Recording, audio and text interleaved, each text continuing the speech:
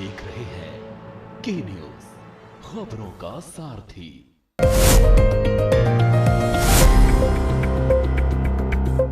नमस्कार, हमारे खास शो स्पेशल रिपोर्ट में आपका स्वागत है। मैं हूं मनोज मानस और आज हम पेश करने जा रहे हैं देश और विदेश की कुछ खास और अहम खबरें।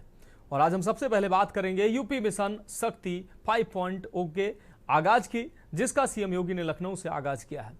वहीं अमेरिकी राष्ट्रपति डोनाल्ड ट्रंप के एक सख्त फैसले पर हम बात करेंगे, जिससे फिर हलचल मच गई है। दरअसल H-1B वीजा के लिए फीस बढ़ा दी गई है। और चलते चलते बात उत्तराखंड में चुनाव आयोग के शुरू होने जा रहे मतदाता सूची पुनर्निरीक्षण की। तो चलिए अब चलते हैं खबरों के विस्तार में।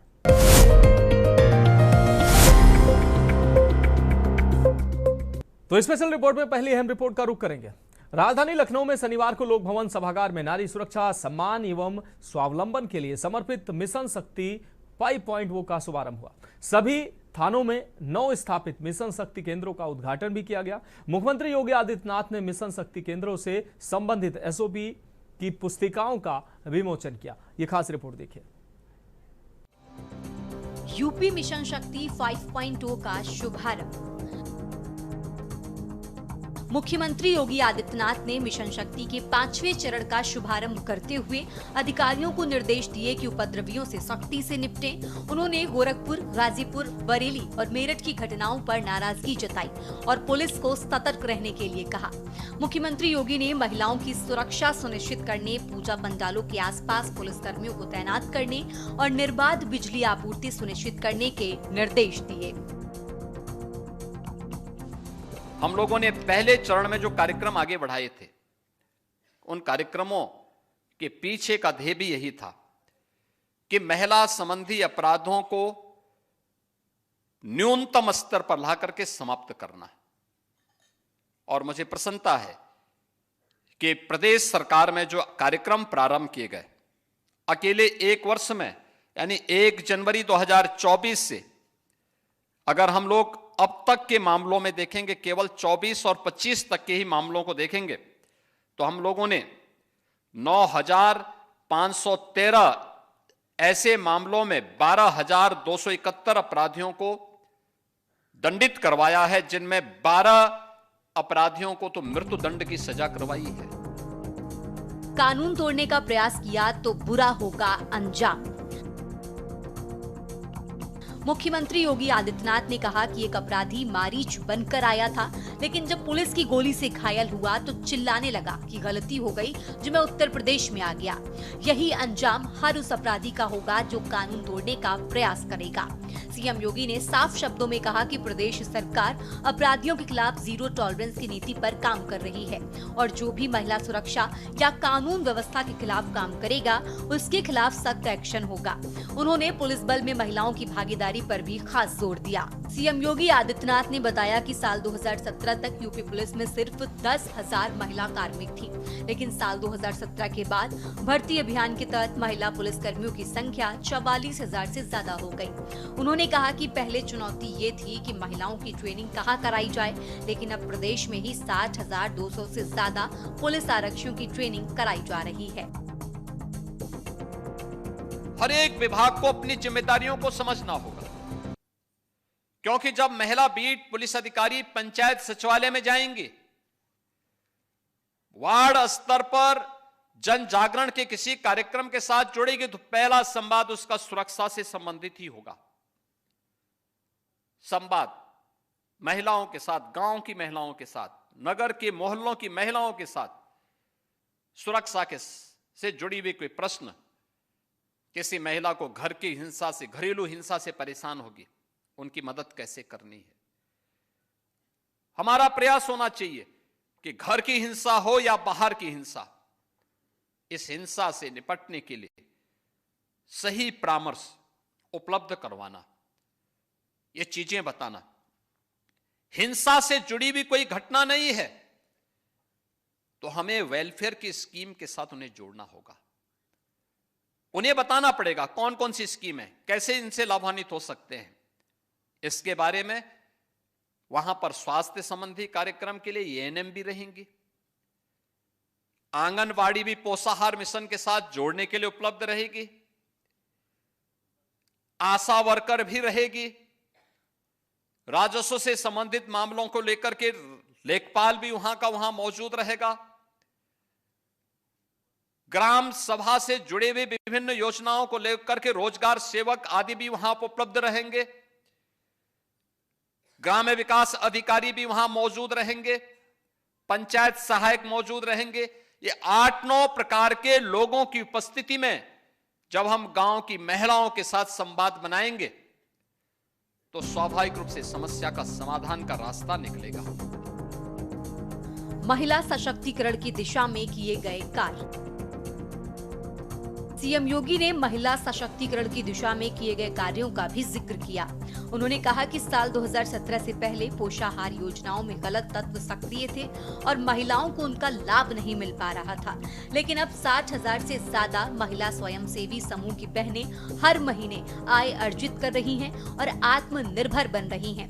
सीएम योगी ने कहा कि पहले बेटी की सुरक्षा और रोजगार पर डकैती पड़ती थी, नौकरी में बड़े पैमाने पर धांधली होती थी, जिससे युवा निराश थे, लेकिन अब सरकार ने बेटियों की सुरक्षा और रोजगार सुनिश्चित करने के लिए ठोस कदम उठाए हैं। अपराध और महिला सुरक्षा के मुद्दे पर सीएम योगी ने दोहराया कि बेटियों की सुरक्षा से खिलवाड़ करने वालों को यूपी की पुलिस छोड़ने वाली नहीं है। उन्होंने चेतावनी दी कि महिलाओं के खिलाफ अपराध करने वाले अपराधियों का हश्र वही होगा जो बरेली की घटना में हुआ। बता दें कि इस मौके पर सभी 1647 थानों में नवस्थापित मिशन शक्ति केंद्रों का उद्घाटन हुआ।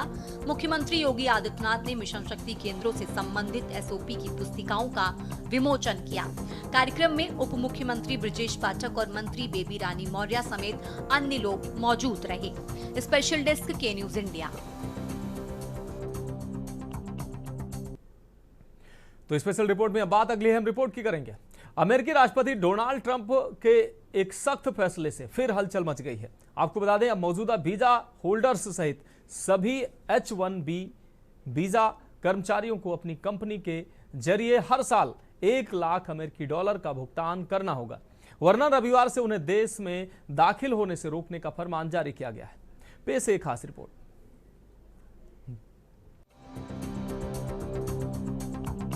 राष्ट्रपति ट्रंप ने अमेरिकी H-1B वीजा के लिए फीस को अब 1 लाख अमेरिकी डॉलर यानी करीब 88 लाख रुपए करने का ऐलान किया है।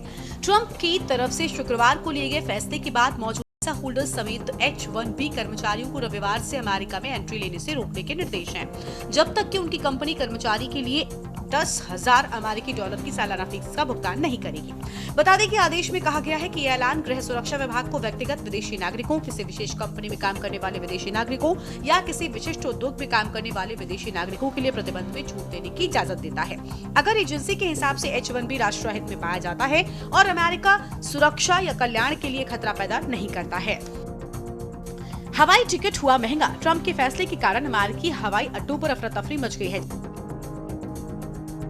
जैसे ये ऐलान हुआ, कई भारतीय तकनीकी एक्सपर्ट विमान से उतर गए। भारत में फंसे लोगों के लिए अमेरिका जाने वाली सीधी उड़ान की लागत में भारी उछाल। एयरलाइंस ट्रंप द्वारा फैलाई गई अराजकता का फायदा उठाने की कोशिश में। नई दिल्ली से न्यूयॉर्क के तक एक तरफा उड़ान का किराया 37,000 रुपए से बढ़कर 70 से 80,000 रुपए। नई दिल्ली से न्यूयॉर्क शहर के लिए उड़ान का किराया वर्तमान में $4500। वीजा के लिए सालाना 88 लाख फीस। बता दें कि प्रतिबंध 12 महीने के लिए वैध रहेगा, लेकिन फेडरल इमिग्रेशन एजेंसियों की सिफारिश पर इसे बढ़ाया जा सकता है। विस्तार से उन विदेशी नागरिकों पर प्रतिबंध लागू रहेगा जिनके लिए वित्त वर्ष 2027 के लिए H-1B कैप याचिका मंजूर हो चुकी है। प्रशासन ने कहा कि वो कंपनियों से H-1B वर्किंग वीजा के लिए हर साल 1 लाख अमेरिकी डॉलर का भुगतान करने को कहेगा, जिसके बाद कुछ बड़ी टेक कंपनियों ने वीजा होल्डर्स को अमेरिका में ही रहने या तुरंत वापस लौटने की चेतावनी दी है। H-1B वीजा प्रोग्राम के दुरुपयोग को रोकने के लिए इस भारी भरकम फीस का ऐलान किया है। ट्रंप के नए आदेश में क्या? स्किल्ड विदेशी प्रोफेशनल्स को नियुक्त करने वाली कंपनी को अब हर H-1B वीजा के लिए हर साल 1 लाख अमेरिकी डॉलर की फीस देनी होगी, जो पहले के 1500 अमेरिकी डॉलर से काफी ज्यादा है। अमेरिकी नागरिकता और इमिग्रेशन सर्विस के ताजा आंकड़ों के मुताबिक अक्टूबर 2022 और सितंबर 2023 के बीच जारी किए गए लगभग 4 लाख H-1B वीजा में से 72% भारतीयों के हैं। आपको बता दें फिलहाल करीब 10 लाख भारतीय ऐसे हैं जिन्हें अमेरिका में ग्रीन कार्ड का इंतजार है। साथ ही अमेरिका में करीब 50 लाख भारतीय रहते हैं। ट्रंप के फैसले से उनकी सरकार को भले ही मोटी कमाई हो, लेकिन इससे अमेरिका में हाईली स्किल्ड वर्कर्स की कमी आ सकती है। साथ ही कुछ एक्सपर्ट्स इस फैसले को इनोवेशन के लिहाज से भारत के लिए एक मौके के तौर पर भी देख रहे हैं। पीएम मोदी पर कांग्रेस का निशाना। कांग्रेस ने इस पूरे मसले पर प्रधानमंत्री मोदी पर निशाना साधा है। राहुल गांधी ने कहा कि मैं दोहराता हूं कि भारत का पीएम कमजोर है। कहा कि पीएम मोदी के दोस्त ट्रंप ने H1B वीजा की फीस बढ़ा दी है। पहले H1B वीजा की फीस 6 लाख रुपए थी, जो अब बढ़कर 88 लाख रुपए हो गई है। कांग्रेस ने सोशल मीडिया प्लेटफॉर्म एक्स पर लिखा, राहुल गांधी लोकसभा में नेता प्रतिपक्ष। ट्रंप के इस फैसले से सबसे ज्यादा नुकसान भारत को होगा। भारतीयों के लिए अमेरिका में नौकरी के मौके कम होंगे। अमेरिका से भारत आने वाले पैसे में भी भारी कमी आएगी। भारत के आईटी प्रोफेशनल्स की नौकरियां खतरे में होंगी। ये खतरा इसलिए भी बड़ा होगा क्योंकि देश की बड़ी आईटी कंपनियां पहले से ही छटनी कर रही हैं।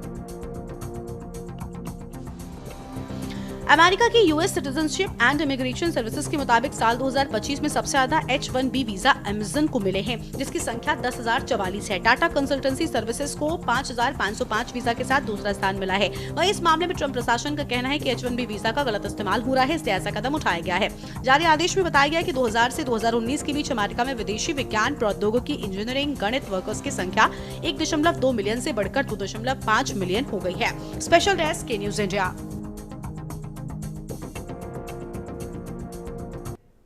तो फिलहाल स्पेशल रिपोर्ट में वक्त एक अहम ब्रेक का है। ब्रेक के बाद अगली रिपोर्ट का रुख करेंगे।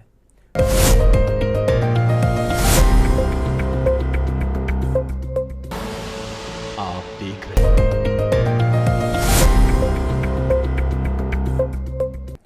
तो स्पेशल रिपोर्ट में बात अगली रिपोर्ट की करेंगे। बिहार के बाद अब उत्तराखंड में भी चुनाव आयोग मतदाता सूची को लेकर बड़ा कदम उठाने जा रहा है। इस साल की मतदाता सूची का साल 2003 की मतदाता सूची से मिलान किया जाएगा। इसके लिए विशेष गहन पुनर्निरीक्षण यानी SIR की प्रक्रिया शुरू की जा रही है। मुख्य निर्वाचन अधिकारी कार्यालय में SIR को लेकर टेबल टॉप जो है एक्सरसाइज की गई है। इसके बाद अब निर्वाचन अधिकारी कार्यालय ने तैयारियां तेज कर दी हैं। वहीं मतदाता सूची के इस पुनर्निरीक्षण को लेकर सियासी दलों में भी हलचल बढ़ गई है। इस खास रिपोर्ट को देखिए।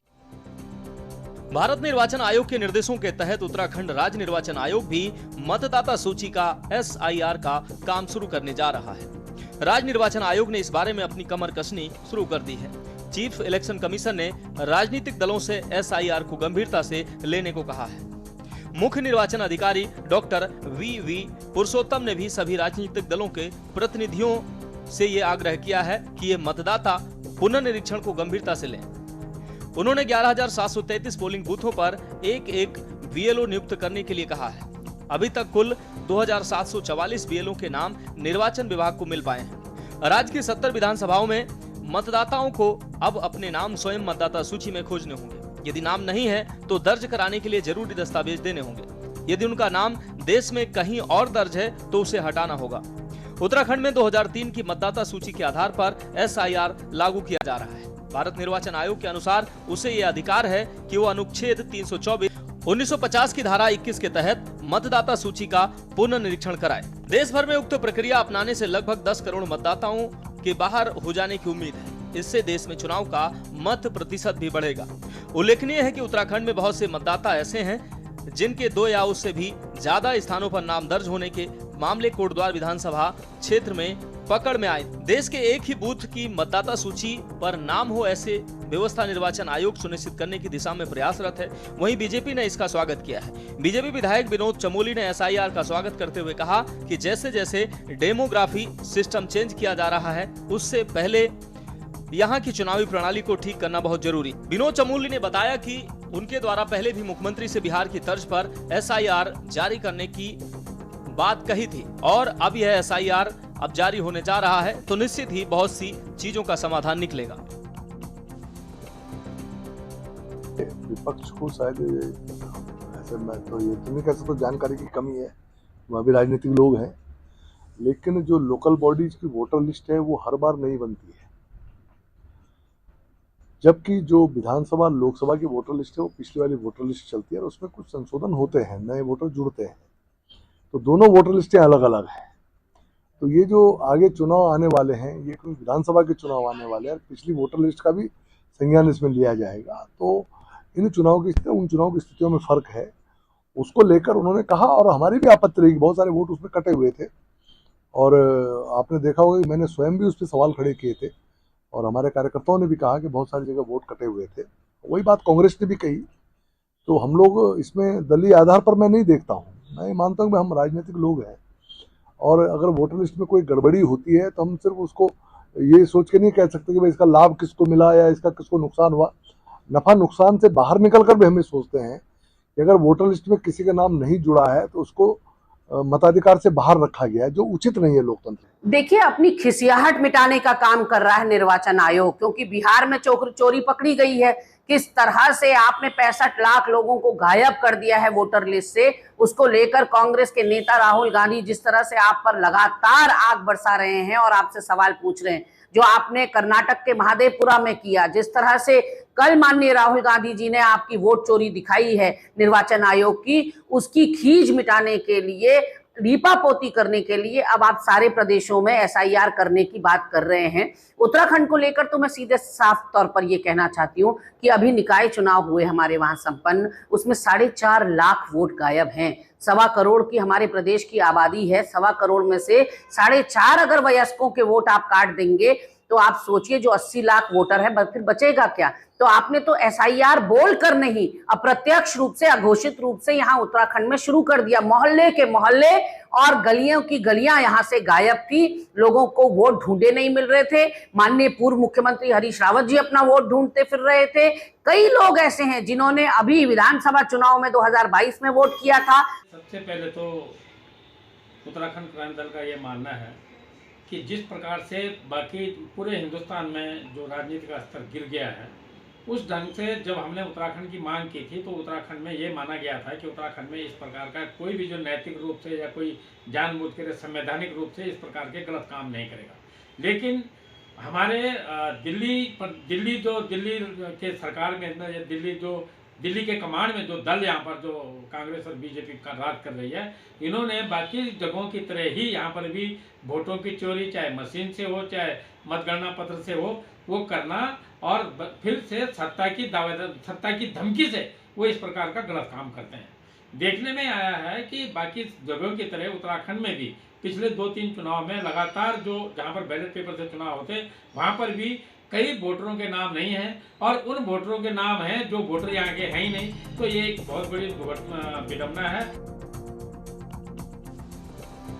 वहीं वोट चोरी के खिलाफ कांग्रेस द्वारा चलाए जा रहे आंदोलन के दूसरे चरण में राष्ट्रव्यापी हस्ताक्षर अभियान के तहत उत्तराखंड में भी कांग्रेस का हस्ताक्षर अभियान जारी है। प्रदेश उपाध्यक्ष संगठन सूर्यकांत धस्माना ने विधिवत रूप से पार्टी मुख्यालय में पत्रकार वार्ता कर पार्टी पदाधिकारियों व कार्यकर्ताओं के साथ हस्ताक्षर अभियान शुरू कर दिया है। पार्टी कार्यालय में लगे वोट चोरी के खिलाफ हस्ताक्षर अभियान के बैनर पर हस्ताक्षर कर धस्माना ने अभियान के लिए छपे फॉर्म पर हस्ताक्षर किए व उसके बाद पार्टी के वरिष्ठ अधिकारियों व कार्यकर्ताओं ने हस्ताक्षर किए। इस अवसर पर सूर्यकांत धस्माना ने मीडिया कर्मियों को संबोधित करते हुए कहा कि विगत 7 अगस्त को कर्नाटक की एक लोकसभा सीट की एक ही विधानसभा में कैसे चुनाव आयोग की मिलीभगत से 1 लाख से ज्यादा फर्जी वोट की बदौलत बीजेपी ने सेंट्रल बेंगलुरु की हारी हुई सीट जीत ली। धस्माना ने कहा कि राहुल गांधी के इस खुलासे के बाद पूरे देश की जनता इस सच्चाई को जान गई है कि बीजेपी चुनाव आयोग की मिलीभगत से पिछले कई सालों से वोट चोरी करके केंद्र व राज्य में सरकार बना रही है। इसलिए देश भर में वोट चोरी के मुद्दे पर लोग आंदोलित हो रहे हैं। धस्माना ने कहा कि उत्तराखंड समेत देश के हर प्रांत में कांग्रेस पार्टी द्वारा आयोजित वोट चोर गद्दी छोड़ रैलियां में जन सैलाब सड़कों पर उतरा और अब 1 महीने के हस्ताक्षर अभियान में देश भर में 5 करोड़ नागरिकों से वोट चोरी के खिलाफ हस्ताक्षर करवाकर भारत के चुनाव आयोग को सौंपा जाएगा। कांग्रेस का कहना है कि उत्तराखंड की सभी 70 विधानसभाओं से 5 लाख नागरिकों से हस्ताक्षर करवाकर राष्ट्रीय अध्यक्ष मल्लिकार्जुन खड़गे ने लोकसभा में विपक्ष के नेता राहुल गांधी को सौंपा जाएगा। वहीं बीजेपी का कहना है कि कांग्रेस द्वारा जनता के बीच भ्रम फैलाया जा रहा।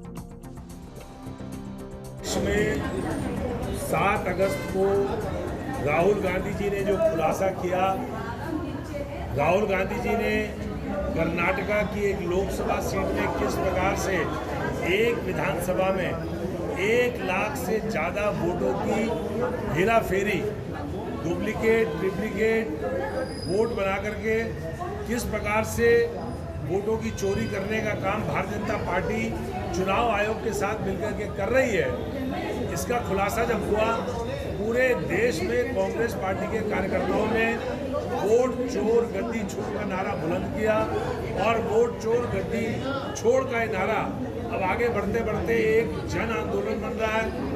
इस जन आंदोलन के दूसरे चरण में कांग्रेस पार्टी 15 सितंबर से और 15 अक्टूबर तक पूरे देश में हस्ताक्षर अभियान चला रही है। इस हस्ताक्षर अभियान में 5 करोड़ लोगों के हस्ताक्षर करा करके कांग्रेस पार्टी चुनाव आयोग को सौंपेगी।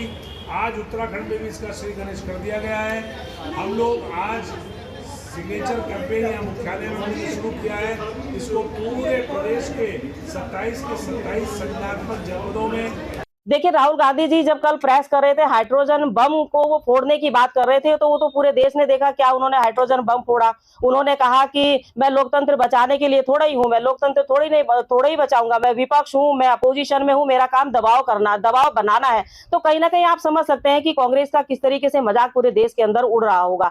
रही बात वोट चोरी की, तो मुझे एक बात बताइए, वोट चोरी तो तब हुए थे जब इंदिरा गांधी जी गलत तरीके से जीत हासिल करी थी और इमरजेंसी लगा दी थी, जब उनके ऊपर सुप्रीम कोर्ट ने जो है केस करने का काम किया था कि आप गलत तरीके से जीती हैं। वोट चोरी तो तब हुई थी जब बाबा भीमराव अंबेडकर जी को उन्होंने 14,000 वोटों से गलत तरीके से हरवा दिया था, 74,000 वोटों को अवैध घोषित करके।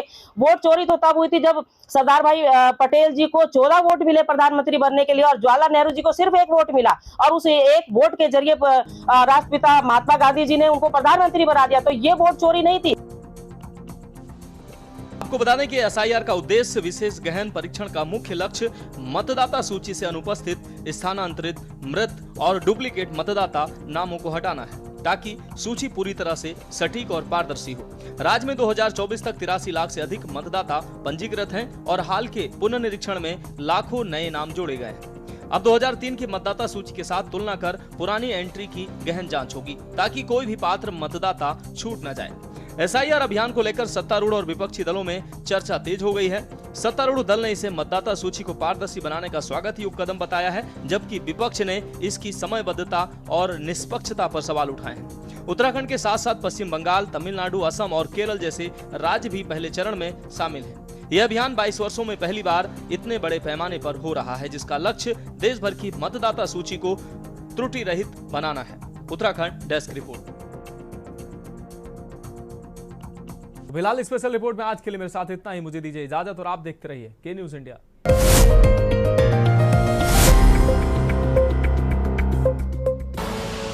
आप देख रहे हैं के न्यूज, खबरों का